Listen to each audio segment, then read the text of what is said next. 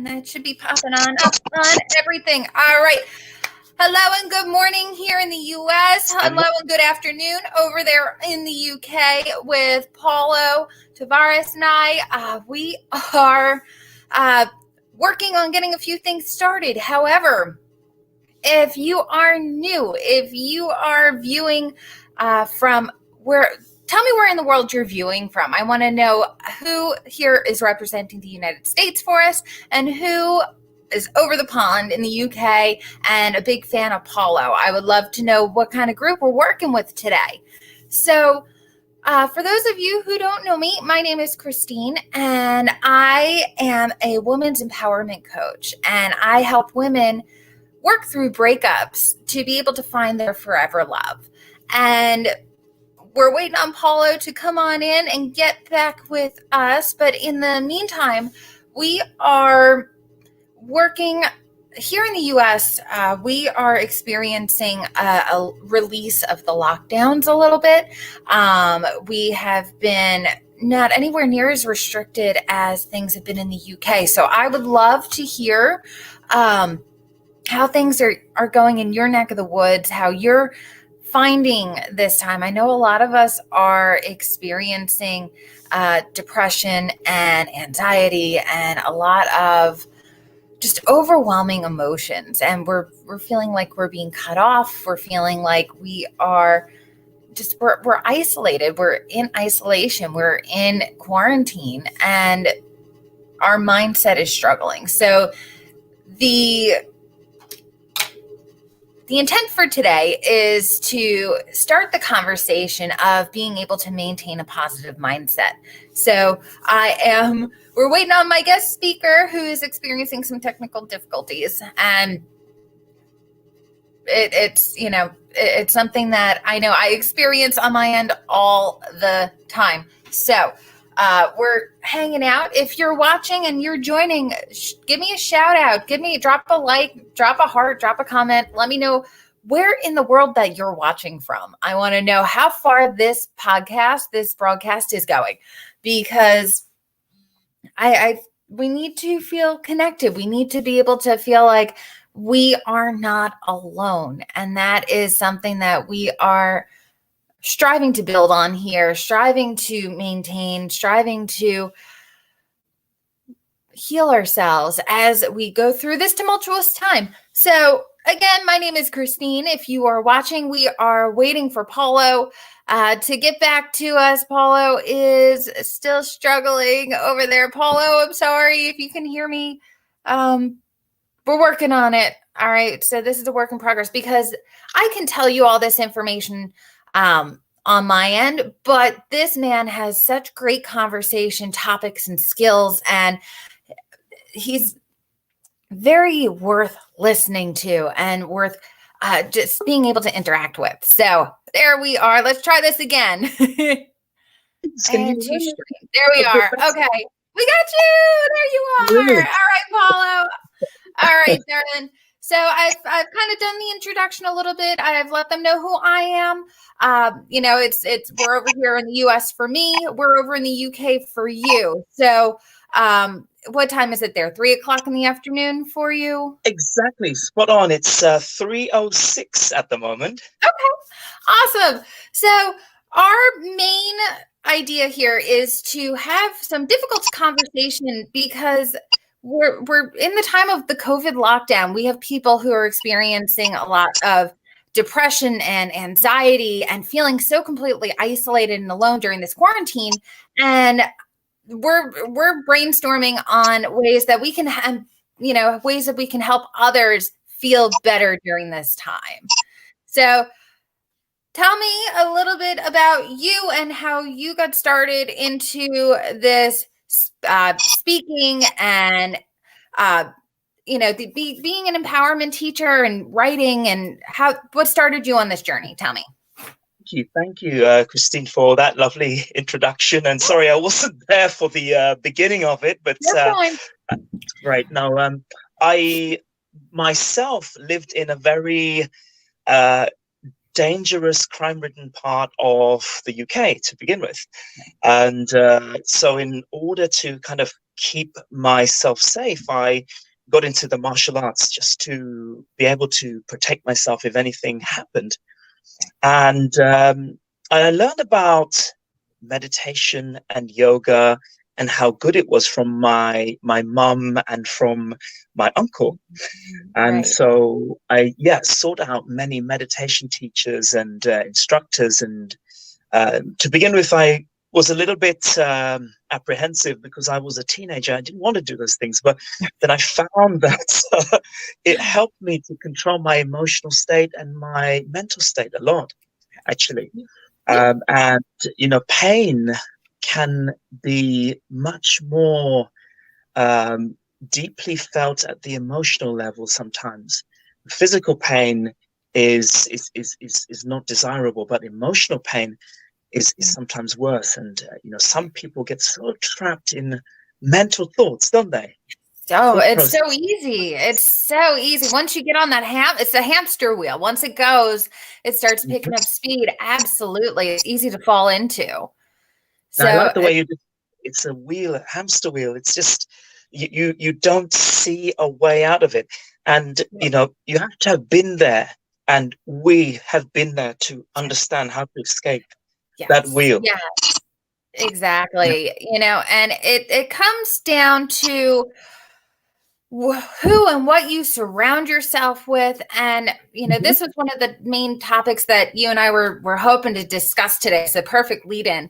It's how getting into a positive mindset versus staying in a positive mindset is something that, as I said, it's very similar to a hamster wheel where you hop on that negativity wheel and it starts gaining momentum. But the more momentum it gains, the more you have to stay in that negative to speed it up. And the more it speeds up, the more it takes to stop it.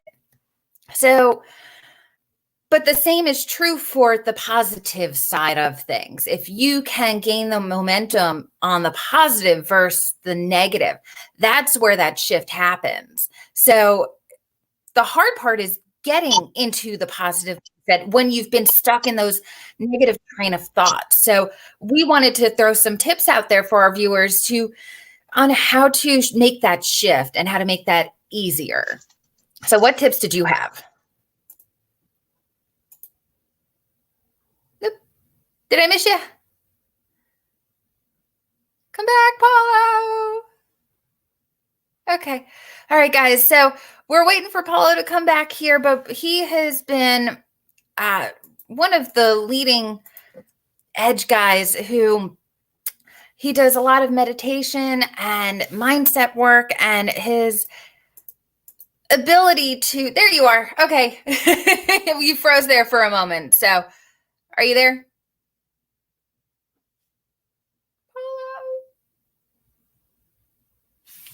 Okay. All right. So being able to maintain a positive mindset versus switching over and beginning to feel good is so important, because it's just like, there you are. Okay. I don't know. I got you back. I heard bits and pieces of it. So I do meditation, mindfulness, and I know that you are very much into being outdoors, going out for walks, and walking can be a meditation in itself. There are walking meditations. There's mindful walking. There's taking in the colors of nature. Of course, the benefits of fresh air. Yeah, and it's. Yeah, I'm sorry. No, tell me. I was going to say the benefits of nature in and of itself. It's that energy exchange. If you're outside, you're looking, as you pointed out, you're looking at your surroundings. You're taking in the feel and the sensation of the air around you. And what you're doing is you're starting to involve all your other senses, which helps pull you out of that mindset. And it's very re-energizing and rejuvenating. And, it's now that we're isolated, quote unquote, we're in lockdown. We're not supposed to be out. We're wearing these masks that are covering our faces. So The next question, I guess, is, what can we do when the weather is bad, when we're, trying to avoid going out in big groups of people? What suggestions do you have? With me, I would suggest doing the exercises at home that you can in a small environment. So, there are many exercises you can do, but Tai Chi is usually a form which involves big movements. But there is a sister art that is very similar to Tai Chi called Qigong. Okay. And Qigong is a little bit older than Tai Chi, but the movements are primarily arm movements, and there's not so much stepping. And the ancient Taoists who lived around 5,000 years ago would actually practice indoors. So, it would be traditional to practice indoors in a very small box room. Okay. Interesting. So, very interesting. And I mean, some of the exercises that I teach now online are based around Qigong exercises that pull you out of negative thought cycles. Okay. So, yes, that's one. Yes, absolutely. And for those of you who don't know about Tai Chi and Qigong, Qigong, Qigong is, they're so energy based, and I love talking about energy, and I love how energy exchanges and everything. And that is such a great way to not only focus on positive energy and pulling in and working on the flow of energy, but it's teaching you something new too. And being able to learn and master a new skill is something that helps keep you thirsty for more and keeps you growing, and it keeps you fascinated, because I've always found that you start with one thing and it leads you on to something else. It's like you're pulling a string and it's guiding you to where you're supposed to be. So I read about a lady who learned how to play the piano in her 90s, and was able to play a range of different tunes in her 90s. So I think, if someone can learn how to do that in a lockdown, and other people are saying they're too old when they're 30, 40, then there's something gone drastically wrong. So she inspired me very much so in many ways. Right. Yeah. And, if you're not learning, you're not growing. And if you're not growing, are you really living? It's a fascinating concept. Yeah. Because growth, when things stop growing, then they decline, don't they? So it's always a very good thing to, be able to nurture your brain, your mind, your emotions, and I feel your positive energy always. Each time I talk to you, it's always a very good energy. I think that's a very important thing, isn't it? Just even if you're not feeling great, you've got to experience the negativity, but then start to add drips of positivity and start to slowly pull yourself out, at least a little by little.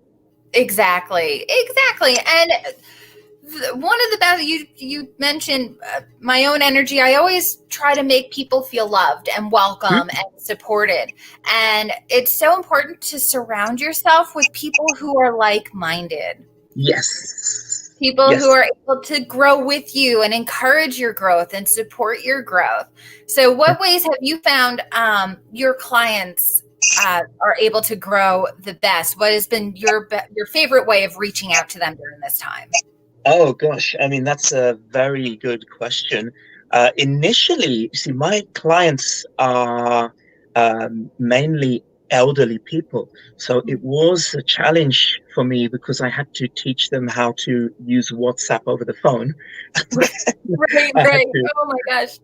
Yeah, so that, and then after that, use WhatsApp to teach them how to use Zoom, because you couldn't get that sort of lesson taught via text message and phone call. So then once they learn how to video call via WhatsApp, then I turn my phone, show them how to use Zoom on the computer.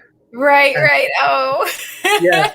And after that, then slowly they were able to migrate onto Zoom, and now they're having Zoom sessions with their families, which is great because I know I've taught them that, and they knew straight away how to use it. Right. That's awesome. Oh, that's so cool. What about you, Christine? Oh, I love the video chats. I love Zoom, and there are days where my son is at home because he's doing the remote learning. So he's home and I'm at work. And so I'll Zoom chat him just to, hey, checking in on you. What are you doing? And, so doing that with my son is one of my favorites. But also the video chat with my one-on-one clients has been invaluable because it allows me to see them, and they can kind of show me their house and their living conditions if we need to kind of work on that a little bit, because it gets overwhelming and you're by yourself and you fall into that depression. So hey, show me around your house, and then okay, well, what goals can we work on to help you get here? You know what I mean? So it's fun to be able to have that opportunity to kind of glance in and see people's lives and still connect with them, even though you're over in the UK and we're talking as if you're hanging out on my coffee couch, So Absolutely. Yeah. And it's amazing. It is amazing. I'm delighted to have made the connection with you. We seem to have a lot in common in many ways, and work-wise as well. With my one-to-one clients, I've actually not asked them for a tour yet of their home, so I might actually ask. It's a way of being able to be intimate with them, exactly. Without, like, hey, if you're comfortable, show me. I want to see. Especially my one client, like, she was so proud of herself because we had one session and she sat down and we figured out what she wanted of her life. And within like a 6-month period, she got a new home, she got a new car, she got a new man, she got a new job. Like, she was able to just knock it out of the park. So, when she's like, I want to show you my home, I'm like, let's do this. Okay. Show me. So it's exciting to be able to connect and get into that part of their lives. Paulo, there you are. Okay. That's interesting. Actually, I do recall one person in particular. He suffers from insomnia, and this was a really good opportunity for me to have a look at, his routine before bedtime. So, he showed me his room and he showed me his bed and everything. And, so I was able to kind of look deeper into what might be causing some sleeplessness, and that was useful. Actually. Yeah. It's such a great and useful tool. And it's awesome because not only can we connect by Facebook, they've got community groups. There's all kinds of virtual events. There's like networking events and virtual events. Facebook seems to be the main stage of all this interconnectivity. Have you found any other resources that they might be able to find? Yes, I have. I use Instagram a lot more. And, it's been quite nice to contact people who are following me and, just find out a bit about them, because they really appreciate it. They follow me, they like my posts, and then, I've not always had a chance to connect with them, but some of them said, thanks for reaching out. I really need your help. I thought, right. I mean, and they've not asked me because they thought I probably wouldn't have time because I'm doing other things or whatever it is. But of course I have time for people, and absolutely, we can always make time to help. Do as well. So of course we're here doing this broadcast for that very reason, aren't we? Exactly. I love it. All right, Paulo, is there anything, how would they get in contact with you? You say you have Instagram. What other ways can they get a hold of you? So my Instagram is Mr_Paul_Tavares, or you could message me on Facebook, Paulo Tavares, or my website is www.pauljforjohntavares.co.uk. And what about you, Christine? Yeah. How can So get so my website is thissideofchaoscoaching.com, all one word. That's actually a new development, so I'm very proud of that. And so I have Facebook, where it's This Side of Chaos Coaching, and Instagram is the same. Actually, I try to keep it all nice and streamlined. This Side of Chaos, and I help people go from that side of chaos to this side of chaos. So that's how the name came up. I like because it is that no one has lived a chaos-free life, have they? So it's how to pull yourself out of that, or maybe see it in a different way. But I love that. I love that. It's brilliant. Thank you. All right, Paulo. It has been an absolute pleasure. I think we should do this again next week. What do you think? Yes, absolutely. Yeah. And we'll have maybe a different theme each week. I like it. It's your turn to pick. Okay. I will you and I'll let you know. Or if someone else has something that they'd like, maybe, if you message us, one of us, both of us, within maybe the next 3 days, so we can prepare something for you. Absolutely. Yeah, throw a comment down in here, guys. If you guys let us know where you're watching from, because I want to see where we're reaching. And two, if there's any topics that you want us to cover, put that in the comments too. Let us know. Like this, love this, share this, get this out to anyone who needs a little bit of input, a little bit of love, a little bit of inspiration to really pull themselves out of this COVID-19 funk. We're getting there, guys. We just got to hang on a little bit longer, but we're here and we got you. Brilliant. Thank you, Christine. And thank you, everyone else who's been watching. All right. All right. Have a great one. It was great talking to you. We'll talk later. Likewise. Take care. Bye. Good job. Bye. All right.